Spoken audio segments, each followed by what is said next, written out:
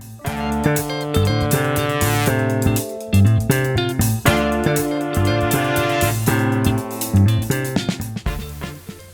hi there and welcome back to the channel. And we're on another little job on the Hart Parr before it goes to the steam rally at the weekend. Last episode we did the magneto and the advance and retard timing control, which means now that we've actually got the timing correct and working properly, so the tractor will run a lot sweeter now because we can adjust the timing to suit the engine speed and such like. That's good, but we still need to sort out the fuel system, because the fuel system is kerosene fuel. Start on petrol and it will run perfectly fine on petrol all day, but petrol is expensive, as we all know, and plus as well this will drink a gallon of petrol in probably about 15 minutes, so it gets very, very expensive if you just run it on petrol. Not only that, it will probably soot up quite quickly as well, because it's you need to run it quite hot. So the best way to run fuel through this is with kerosene. It is designed to run on kerosene, which is heating oil or paraffin. There's a number of different names for it. 28 second is another word for it. But the trouble with kerosene is it's a bit like diesel. It doesn't burn readily. It has to be vaporized or very, very, very hot, so that it burns much, much easier. And you can't start the tractor on kerosene because when the tractor is cold, it's not hot enough to actually burn the kerosene. So what they do is for the sweet running of it, we start it on petrol. When the tractor is warm, when the engine's warm, we turn it over to kerosene. And if the tractor is under load and being used, that's not a problem, because there's so much heat around, because there's so much heavy castings which are hot because the engine is now warmed up. The kerosene readily burns as it's drawn through the carburetor and into the main intake manifold. It heats it up as it goes through, and it turns into a vapor, and it will burn much easier. And that's fine when the tractor is under load, so when you're using it. If you're just sitting ticking along or ticking over, maybe driving and pootling around, we haven't got the heat because the tractor's not working hard enough to generate enough heat to burn the kerosene cleanly. So it starts to spit and bang and basically will eventually conk out. Now, there's a number of ways of doing this and how the manufacturers got around this kerosene problem. Clearly, in America, petrol wasn't a problem. Petrol, like it is now, really, it's very cheap. It's in abundance, and there was loads of it. But lots of experiments with heavy oil and paraffin, kerosene fuels and all that sort of stuff. They did find that it actually did work a lot more efficiently using kerosene, but they had this problem where it wasn't easily burnt. A lot of manufacturers designed all sorts of weird and wonderful vaporizing units to heat up the fuel as it went through the system, so that by the time it got into the engine it was hot enough and into a vapor. And Hart Parr's solution was something called the Kerosene Shunt. Now, I'll put a picture up on screen of what this looks like and the principle of what it is, but basically it's running cold paraffin or cold kerosene out of the carburetor. As it's drawn through the carburetor, it's diverted out of the carburetor below through a pipe into a chamber in the exhaust manifold, where it is heated up and then drawn back up into the carburetor and then into the engine. And this is done at low speed with the throttle butterfly shut, so that it is warming the paraffin or the kerosene before it goes into the engine, rather than going straight through and then not burning properly. The trouble with the tractor I've got is that the kerosene shunt has been disconnected and there's no pipes to it, and it's all been blocked off. For what reason, I don't know. But basically I'm reinstating the kerosene shunt so that I can run this on paraffin properly, because when I try and turn it over to paraffin, I had the problem with the timing, which wasn't helping, but also I'm running it just ticking over, maybe pootling around a little bit, not working it particularly hard, and I've got cold fuel going into the engine and it's not burning very well. So I need to put the kerosene shunt back into action, and that's what I'm trying to do today. So I'll take you down and show you what it looks like and what I'm trying to do, and hopefully we can get it working. Let's have a go. So we've got the carburetor. This is the carburetor here, or the mixer, or whatever you want to call it. We've got fuel coming from the fuel tank by petrol into the carburetor there, and then this tap here, this is the paraffin tap from the tank in front of the engine, just behind the radiator, and that then feeds the carburetor through a pipe to this point here. And underneath we have two blanking plugs. We've got a blanking plug in here, and we've got a tap here. And then this tap is quite useful because it drains the intake manifold if it floods. But it's the one half of the kerosene shunt. The other half is two planking plugs down here on the exhaust manifold. And what happens is that we get a pipe coming from here, and it goes down into this port here. The kerosene gets drawn into this chamber, where it's heated up by the exhaust manifold. It's then drawn back out through another pipe up to this point here, and that's the circuit for the kerosene to heat it up. Now what I've got to do is I've got to remove the plugs and put some pipes in, just two copper pipes, and hopefully we can get it running. So what I'm doing is I'm basically making up a couple of pipes which are going to go from here down to the exhaust manifold and back, and I'm using a copper pipe with copper olives and brass fittings, and I find copper olives very easy to use. Basically cut the pipe to size, put the olive over the end into the fitting, and then you screw up the olive nut, and then that squashes the olive down into the fitting and makes a tight seal for the fuel. So I'm going to crack on and do the other pipe and the other end of this one, and then make the other pipe, and then we'll see if it works.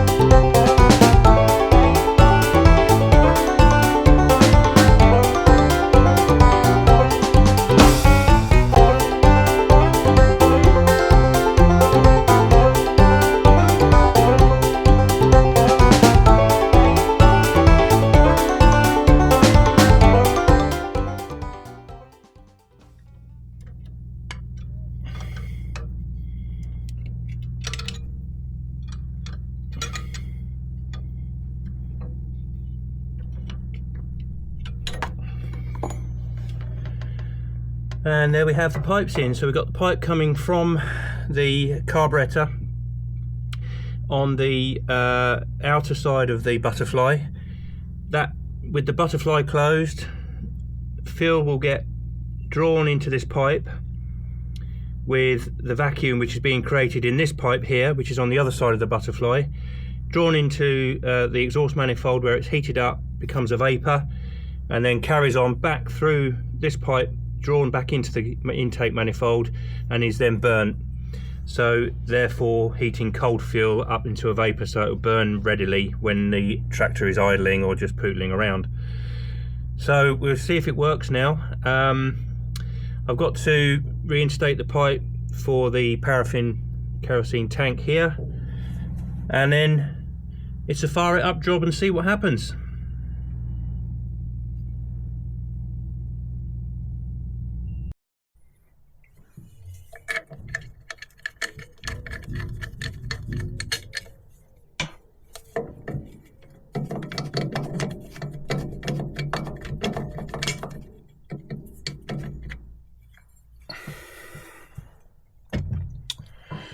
One of the first things we've got to do to set the carburetor up is first of all set the float level. So this is the bowl, the float bowl for the carburetor. So this is where the fuel sits when it comes in from the tank, whichever end it would come in from, either paraffin or petrol. There's a valve in here with a lever on it, which is attached to the float. As petrol flows in through this valve into the bowl of the carburetor, the float floats on the petrol, and when it gets to a certain level it switches off the fuel feed from either tank. and the level of the float is critical to stop the tractor from stop the carburettor from overfueling. So if you look down inside the carburettor, we've got the needle valve, which is the top of that little nozzle there. That's where the fuel is drawn into the air stream as the engine runs. The float bowl, this part here, contains the float, and here the float is round. It's like a horseshoe shape round this passageway here, and that is connected to a valve at the back here, which allows fuel to flow in from either tank, so either from paraffin or from petrol. When the float lifts up to its level where it should be, it switches off this valve, so therefore turning off the fuel momentarily, so that the engine doesn't flood, or the carburettor doesn't flood. And as the fuel is drawn out of the bowl, the float drops, and then the fuel valve is opened again to allow fuel to come in from the tanks, whichever fuel you're using, to refill the float bowl.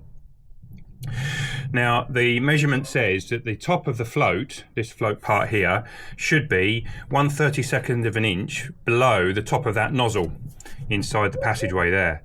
And that equates to about 0.8 of a millimetre. Now, the distance from this face here to the top of the nozzle, I've measured it to be 30 millimetres. So for the float to be in the right place, the distance from this flat face here needs to be 30.8 or 31 millimetres. And I've measured that with the vernier, and I've got that on the vernier.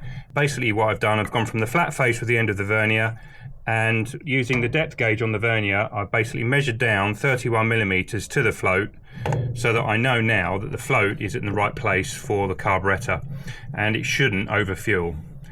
So that's step one. So now if you see that I turn the fuel on, you can see that fuel is flowing through the valve here, and if you watch the float, that is starting to lift, and in a second, when that gets to its level, the fuel switches off. So the fuel is now not flowing into the carburettor at all. It's stopped at the valve in this body here. If I was to push this down, you see fuel will come again. And then what then happens then is that the fuel level goes so high it starts to actually dribble out of the end of the nozzle on the needle valve. And you don't want that, because when the engine is running, it's going to be running very rich, and there's no way you're going to be able to control the amount of fuel that's going in accurately. I mean, it's very rudimentary anyway, but you want to try and keep as much fuel back as you possibly can. So that's the principle of the carburettor float and the valve. I know now that it is set to the right level where it should be. I'm just going to shut this down and drain a bit off the bottom, just so that I can make sure that it does actually stop where it's meant to. And it has. There we go. And if I remeasure it, I should measure it at 31, 30.9, and that's pretty much where it needs to be.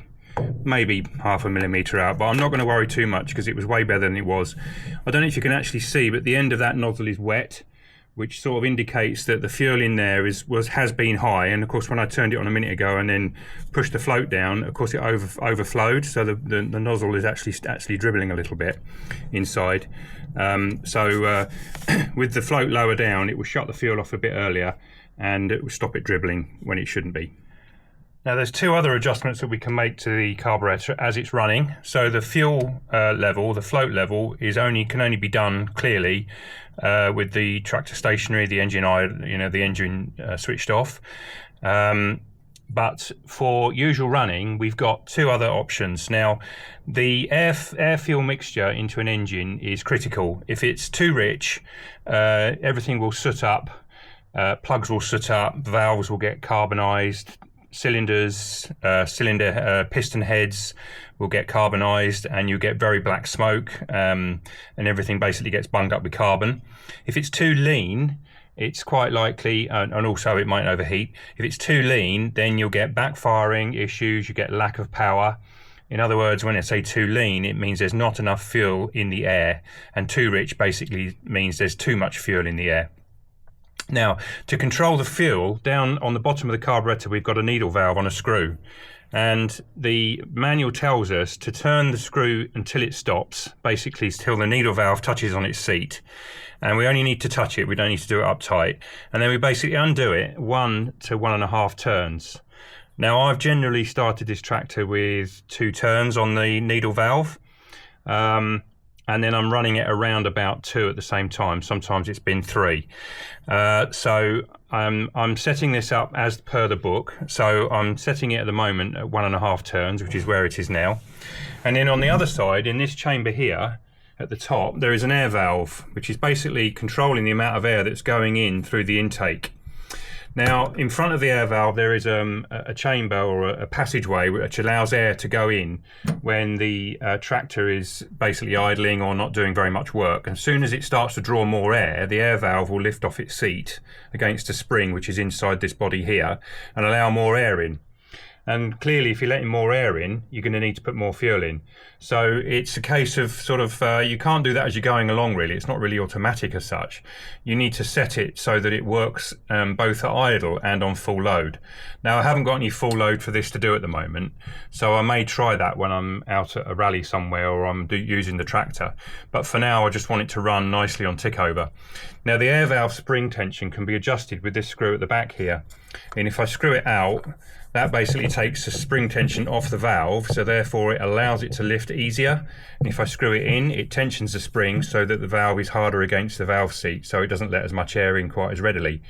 Now, this is all going to be very much trial and error, and I'm not even sure I'm going to have much success at the moment. Now, considering that this thing is over 100 years old, or approaching 100 years old, I don't know the history of it.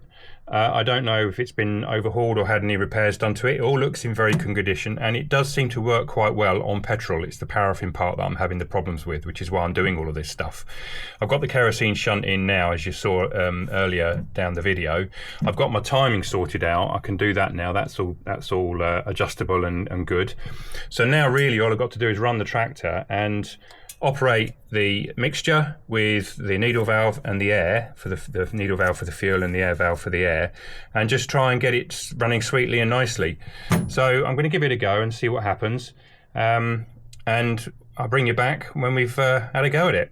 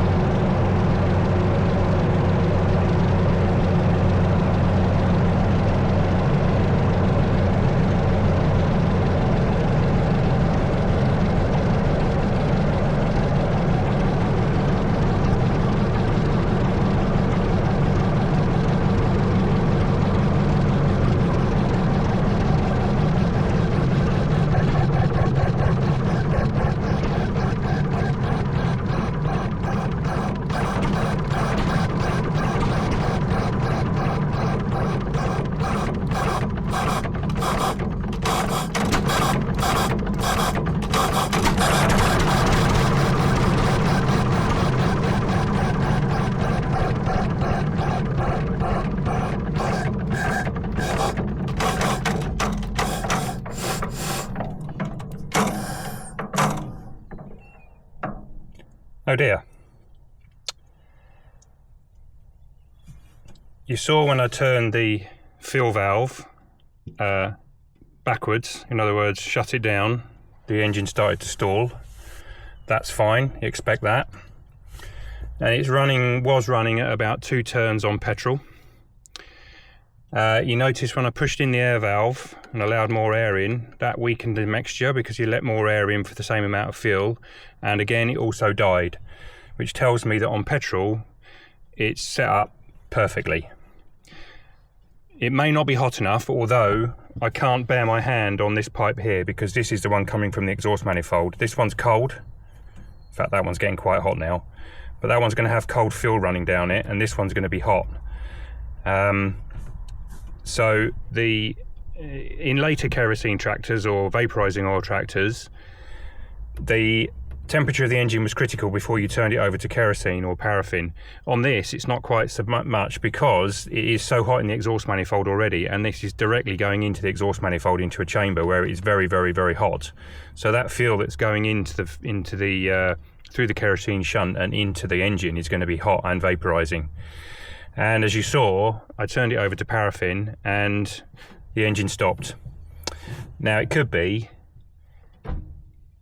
a blockage, which I will double check.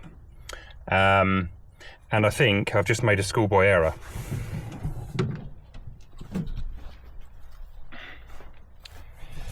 Have you ever been on the side of the road when the engine stopped and you've done everything except check the fuel? Maybe I should turn the fuel on, sir.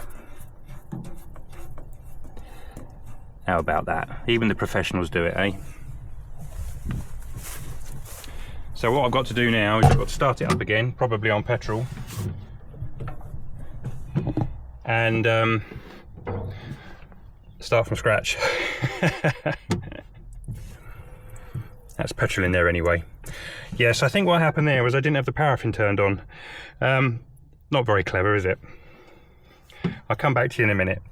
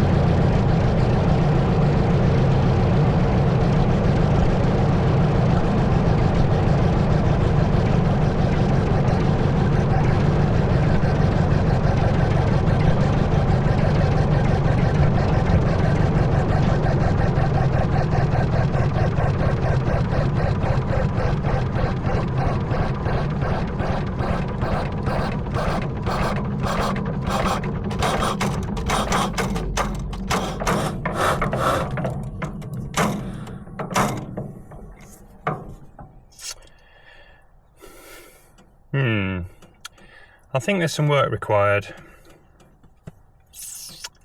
So now I've got the fuel on,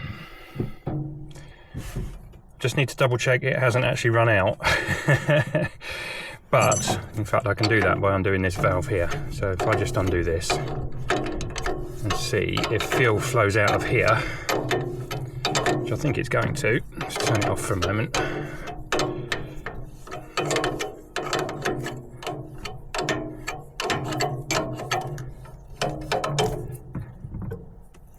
Yeah, we've got plenty of fuel coming through, so it's not that.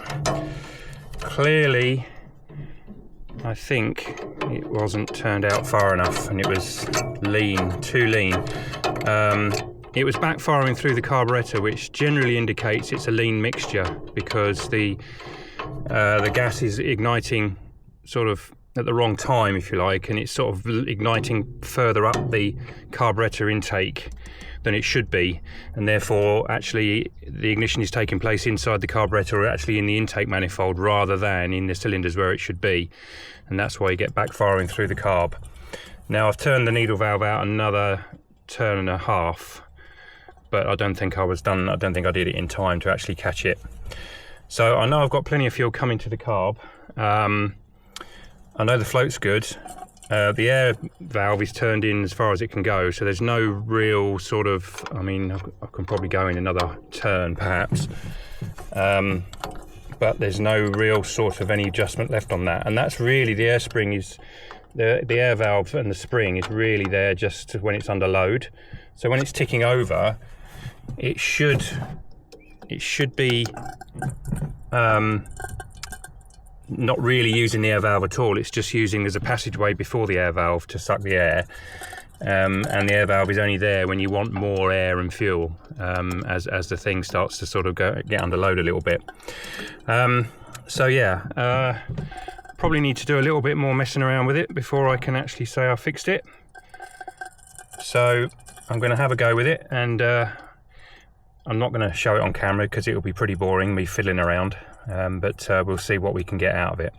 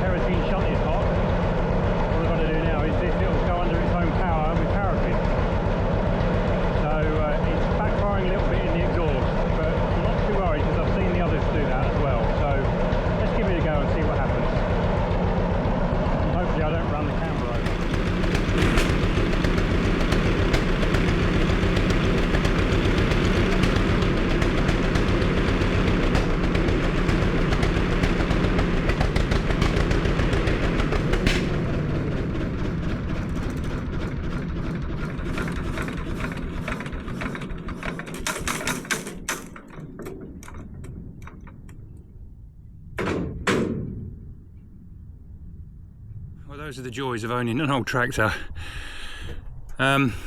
So yeah, where do we get to?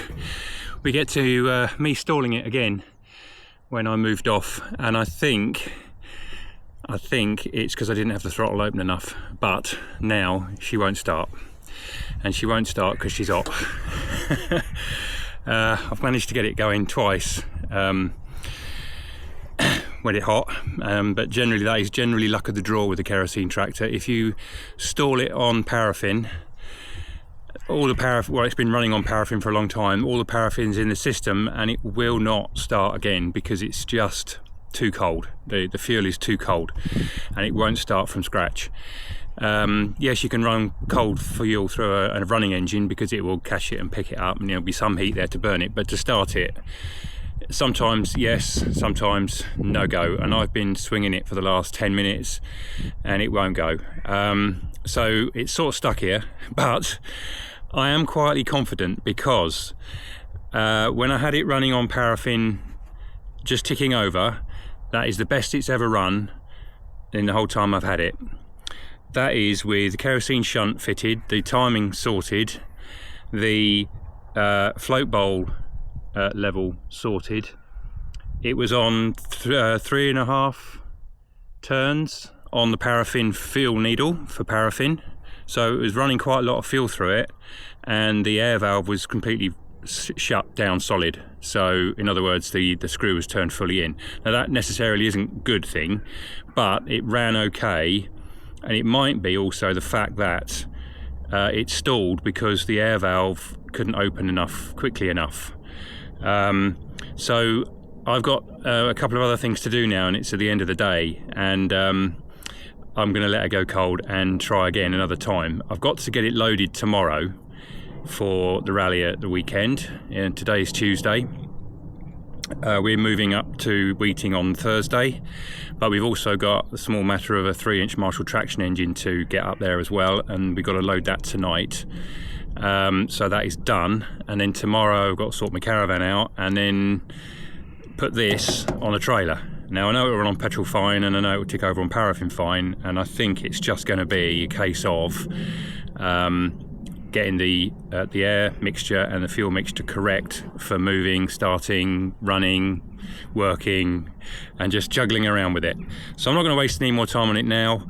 I'm quietly confident that it's going to be okay, but we'll see. We'll get to eating, and I'll probably have the tools there, and I'll probably have a fiddle around with it, and because there's plenty of space there, I can go pootling around the field all day long if I wanted to, and just messing about with it.